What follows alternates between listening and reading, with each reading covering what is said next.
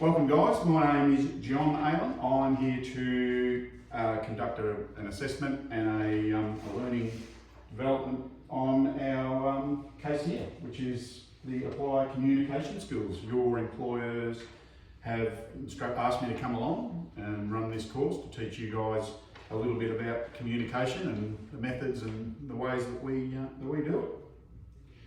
So you'll notice that I've handed out there'll be a couple of sheets. There's a plan, which shows you the processes that we do go through, the session plan. You've got the copy of the PowerPoint presentation, which is yours to keep and have a look at and go back on.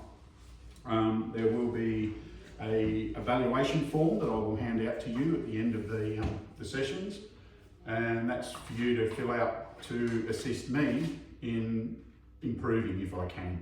So anywhere that I can improve, let me know, put it down if I'm not doing the right thing by you guys. If I am, tell me I am.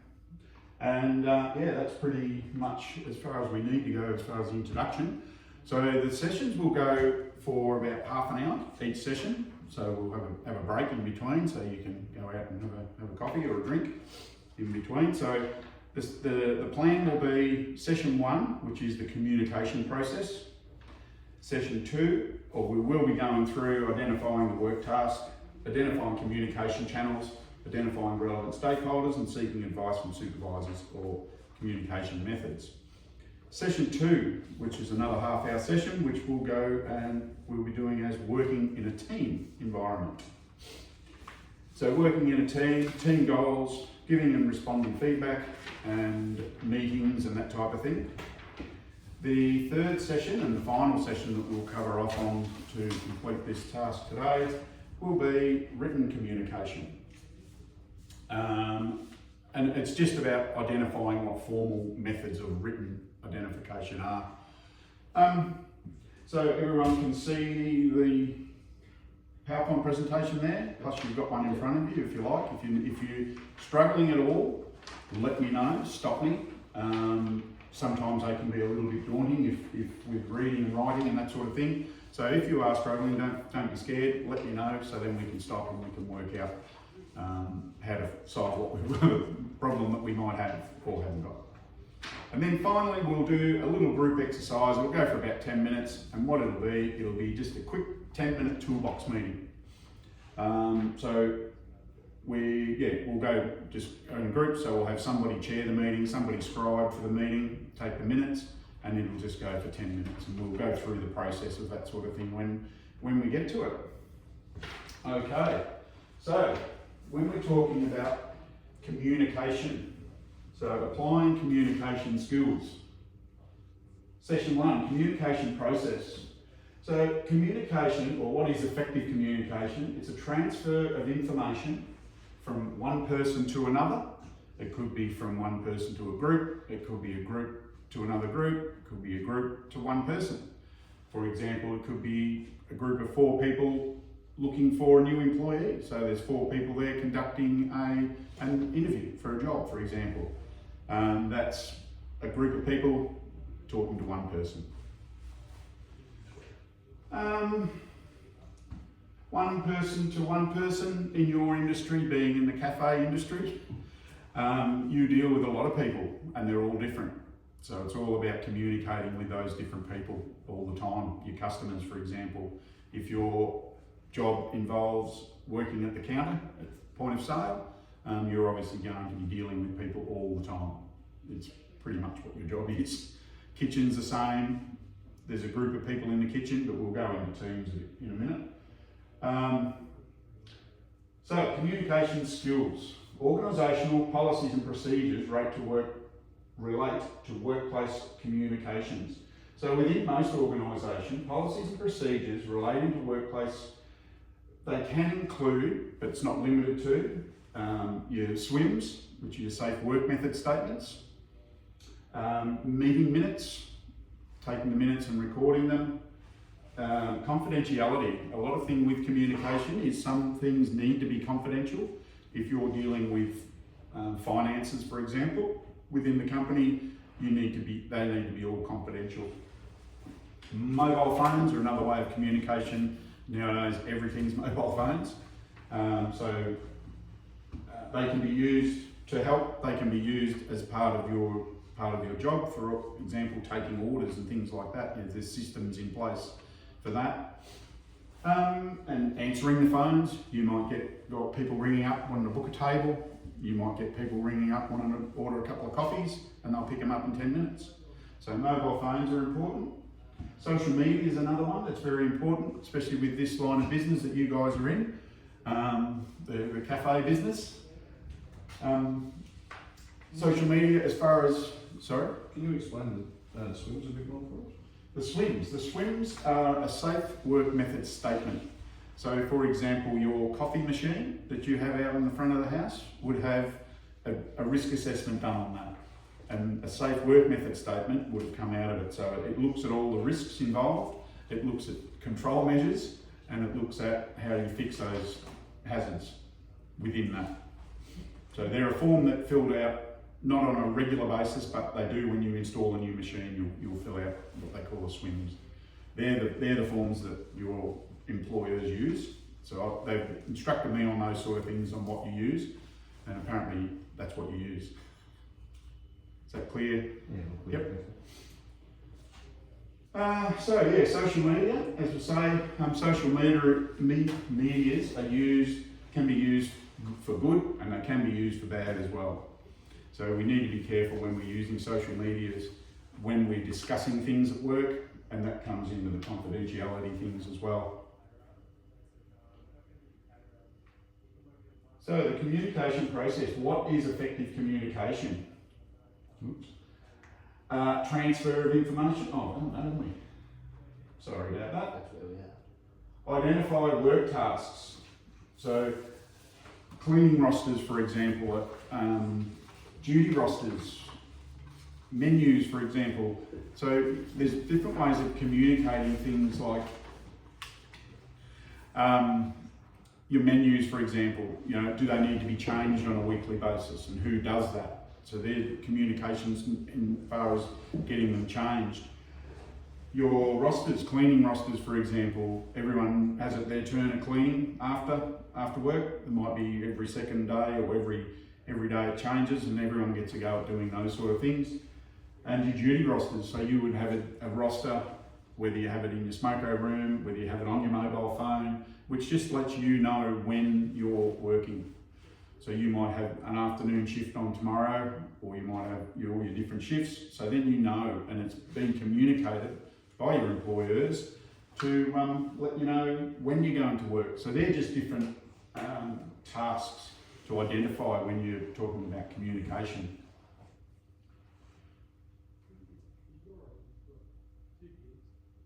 Come on.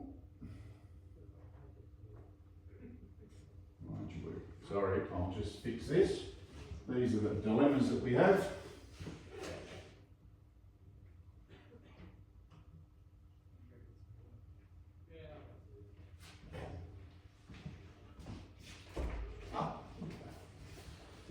Okay, so identifying in communication skills, you have relevant stakeholders. So some of the stakeholders can include, and not limited to, your employees, your baristas, your partners, your highest priority in your employees. You've got customers are a big stakeholder in your industry, in the cafe industry. You've also got suppliers, so your suppliers of all your products that you use and sell and make.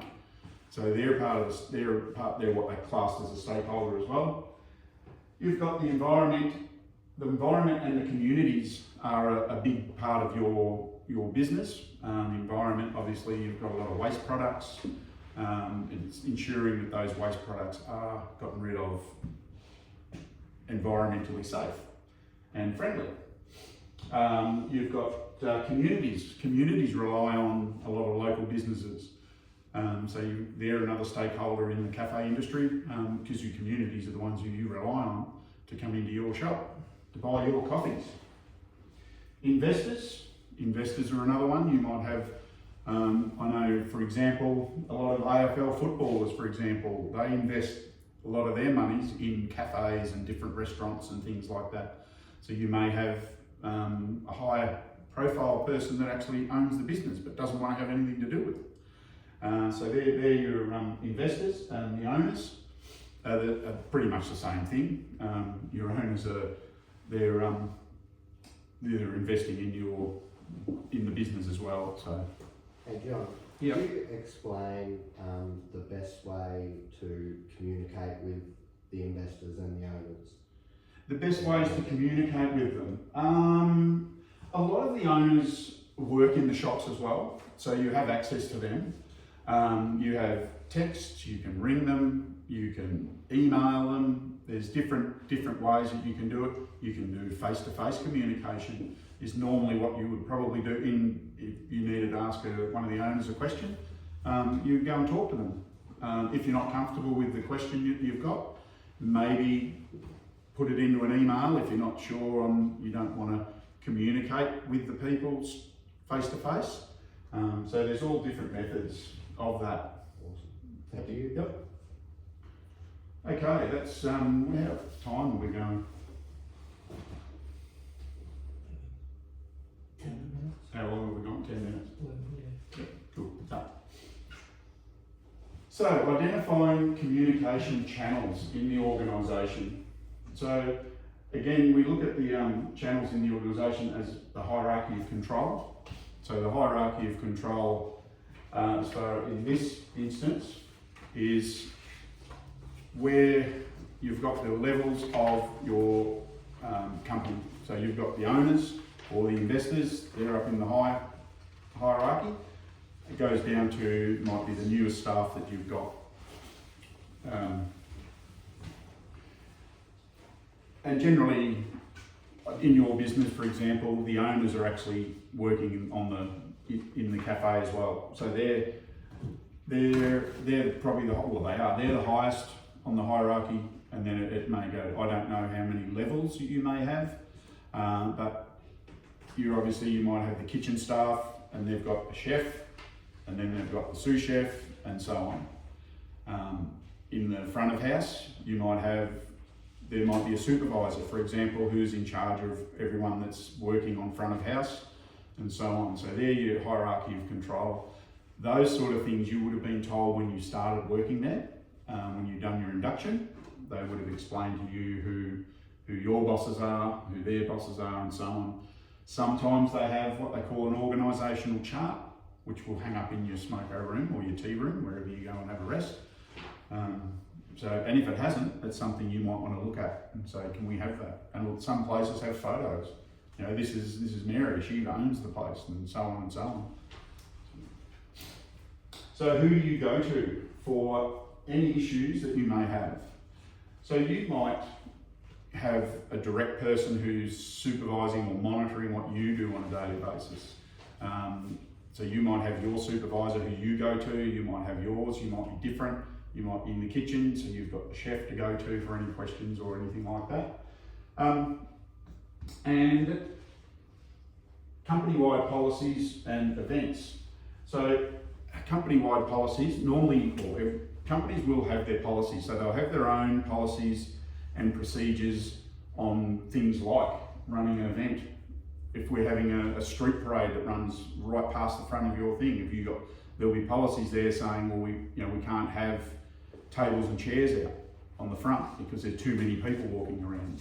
So there might be policies on traffic control, for example. If you are out in the street, that might have traffic blocked off up one end of the street, so you might have to go and put tables and that out into the road, for example, if you're running an event. Employee benefits information. So when you started, you may have got an employee booklet, for example, explaining what the benefits are for you guys for your pay, for example. It might be what benefits you can have. It might say, oh, well, at lunchtime, after the busy time, you can have a lunch for nothing. We'll provide you with lunch, or morning tea, you can have coffee, and it's all part of the job working here. So managerial communications. So they're normally, again, you can have face-to-face communications with your management. You may have that, if your investors, for example, have nothing to do with the venue, they're silent investors, they may communicate through, they'll talk to the owners, and then the owners will talk to you if there's something going on, or if there's, you know, a change in the processes, or going to put new coffee machine in, or something like that, or new equipment. So customer orders and requests. So in communicating with customers, and your point of sale has everything on it, I've seen it, and it's quite good. It's got all the different coffees and with all the different milks and everything. So it's about communicating what the customer wants. So it's listening to the customer. Make sure you hear, if you're not clear, rather than make them a coffee or something that they don't like, just reiterate it with the customer and say, oh, sorry, was that skim milk? You know, was that full cream milk? And then you know. So it's all about having that good communication rapport with your customers. So team brainstorming. That's normally a good thing to do when you're having your toolbox meetings, for example. So your brainstorming is getting together, and you may have some little ideas to bring up to improve the way that your business runs. And it may be simple things like, you know, do we have a ticket system for customers when they come in? They take a ticket as they walk in, it's number 32, so you'll serve next. That type of thing, you know, you can talk to them amongst each other. You might have other ideas on what you want, different types of coffees, or all different things. What cakes do we need to have? So these are all things that can be done by brainstorming. They can be done at any time. It can be having a 5-minute chat before you start work with your co-workers. So there's some different things there, and some reporting. So reporting is a big thing with issues that you may have, especially if you've got not communication issues, but if you've got an issue with certain customers that come in every single day and they whinge and you have issues with them. You know, how do you deal with that? Do you just tell your manager, oh look, this bloke's harassing me every time he comes in? But these things need to be reported and recorded. So write them down in a diary. You know, that this gentleman's come in every morning, 7 o'clock, and tells me that the coffee's crap, but still buys a coffee. You know, that might be something you want to write down. And there's lots of other reports too that you can have. There could be safety, for example. If you think you don't feel safe where you're working, write it down and communicate it through to your bosses.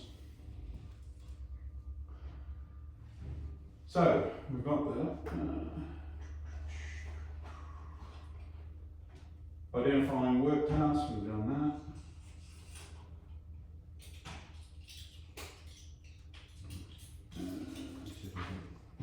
That's the one, isn't it? Yeah, that's it. There. So, seeking advice from supervisors on communication methods. So if you're not sure what methods to use when communicating with others, go to your supervisor and ask, you know, what's the best way to talk to Jean? She's the owner. You know, she might come in every now and then, she might not actually work there. So talk to your supervisor and come up with an idea on how to communicate with those other people. And it may be things like an email, maybe a handwritten letter, could be face-to-face, could be telephone, emailing, texting, all those different things can be different communication for different people that may need it. How are we looking for time? 5 minutes, yeah. I think we want to skip a couple. Okay. Right? No, I think they're out of order. I'm not being out of order. Oh, maybe. Oh, they shouldn't be. Oh, Anyway, that's all good. Well, we did. So, have we got any issues with anything that I've spoken about? I didn't quite understand that last slide. Could you go over that again for me? I'm struggling with listening and reading, so it's hard for me to follow along. Yeah, no problem at all. That one? Yeah. Yes. So the communication. So again, as we were saying, communication between other people can be done directly to that other people, could be done through other people as well. So you might need to talk to somebody who's not there today, that is a different shift for you, for example. So how do I communicate to them? And again, you can go to see your supervisor and you can talk to them and ask them, oh, can I email this person? I need to discuss something with them about, you know, whatever it is that you need to talk to them about. So there's emailing, there's written, handwritten notes. You might have a book at the cash register, for example, with just notes for the next shift, for example, might be something. So you can write down, if you pass it on to your supervisor again. But yeah, so there's different methods and different ways of communicating to other people. And again, face-to-face, making sure that you have the availability to do face-to-face communications. And when you are face-to-face communication, you will also come across different body languages as well. So for example, if you've got some customers that you're talking to, and all of a sudden they're sort of going, oh Jesus, not again, you know, they're talking, they're looking away, you think, oh, they're signs that they're not happy. So you sort of may think, oh shit, what are we doing wrong? Maybe I don't know, you know, it could be a lot of different things, but it's all about reading that body language. You know, if somebody comes in and you're talking to them and they're happy and they're laughing, you know, it's a good thing. You know, that means your customers are happy, and that's what you want. And yeah, so that is it so far for session 1. We'll conclude with that, and then we will go on to session 2 after we have a bit of a coffee break. How's that sound? Thank you.